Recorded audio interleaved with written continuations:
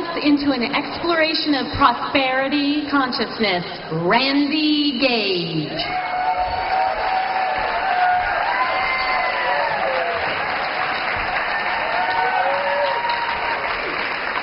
Then on the flight home from Tahiti, Air France 747, and it just so happened I was going to the lavatory as the curtain parted, and I saw this very unusual sight. Because you probably, if you live in the South, you know about chain gangs. They have a sheriff with a shotgun, and then they have the convicts. They're manacled together, and they're on the road, right, picking up litter or doing road work or something. So I looked, and I saw a section like that. And these people, strapped in. So I say to the flight attendant, "Is this like a prison barge or something?"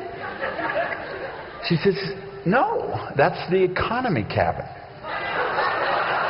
Now,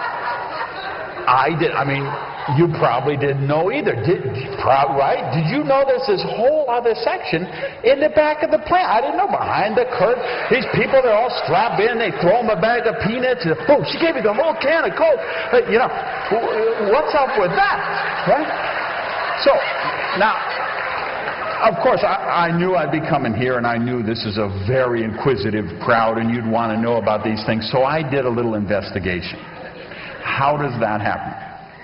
Well, it turns out you could get like $1,500. You could get 2 tickets in the back of the plane to Tahiti, and maybe $15,000 to $18,000. You get 2 tickets in the front. So the difference, and by the way, you fly from LA, and if I remember, it's like 9.5, 10-hour flight. So think about this. So it's a 9.5, 10-hour flight. It's $1,500 in the back, $15,000, $16,000, $18,000 in the front. So there's $15,000 difference between the 2 sections. Now, I know exactly what you're thinking. You're saying, okay, 9.5 hours, $15,000. Why would anybody ride in the back?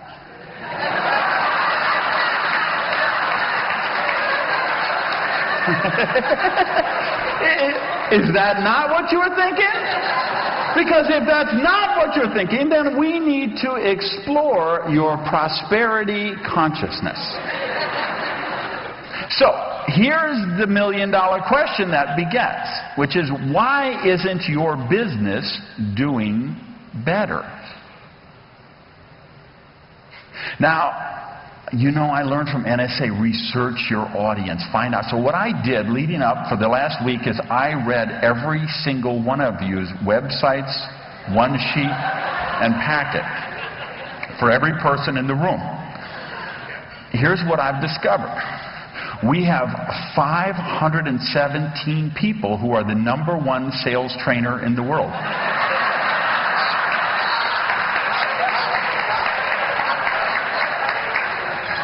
So why can't you sell more of your speeches?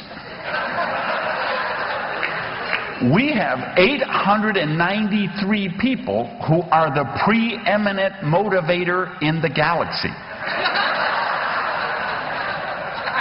So why can't you motivate anybody to buy you?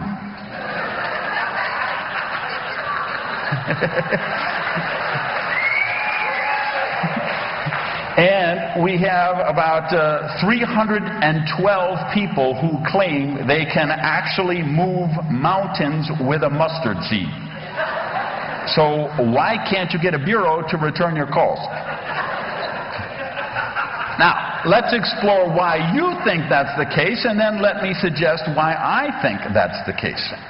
What you think is because that brilliant marketing intern you hired from high school for $7 an hour isn't able to convey your greatness to the meeting planners.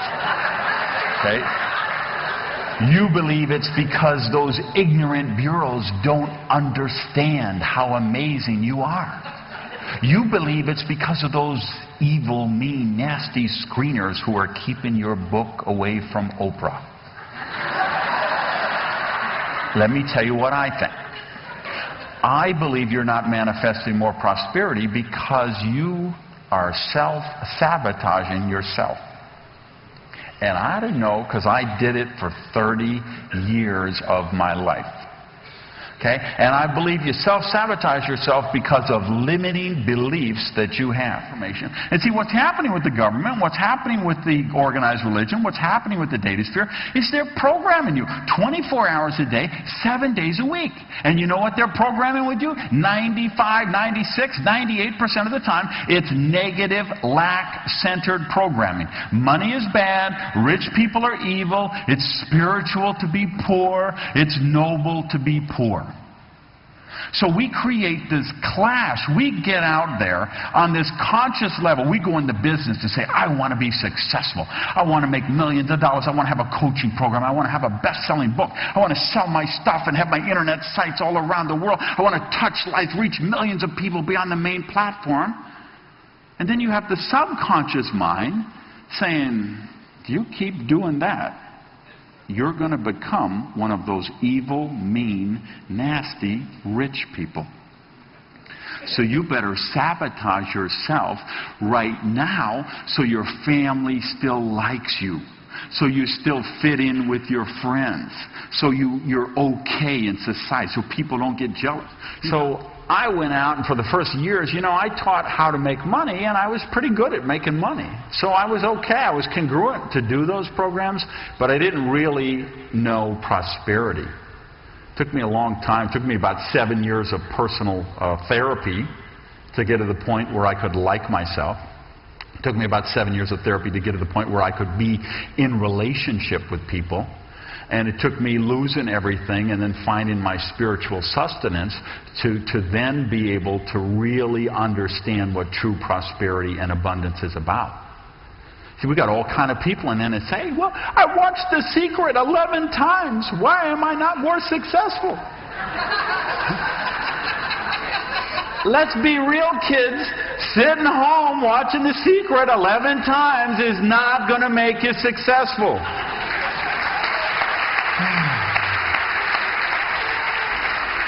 If you want to really know how to be successful, you're going to have to get my next book, The Secret of Chicken Soup for Harry Potter's Soul.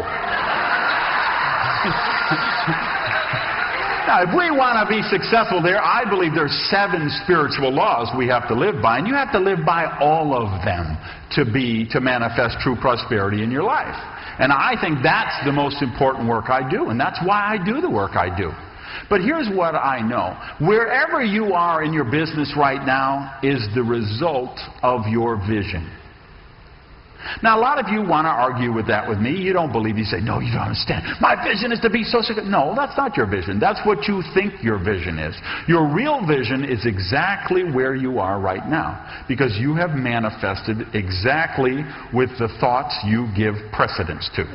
So what happens is you change your programming, you change your core foundational beliefs. See, if you change your core foundational beliefs, then you change your vision. And if you change your vision, you will change your reality. Because that's what we know about the subconscious mind. Whatever it's programmed to do, it does. It doesn't analyze, it doesn't criticize, it doesn't evaluate. We know our subconscious. You all know this. Half of the room teaches this. Okay? It's time we all live it, though. Okay? Because we know our subconscious mind does exactly what it's programmed to do. So we have to be the people in charge of programming our subconscious mind. You can't let Hollywood do it. You can't let the government do it. And you can't let organized religion do it. Thank you, guys.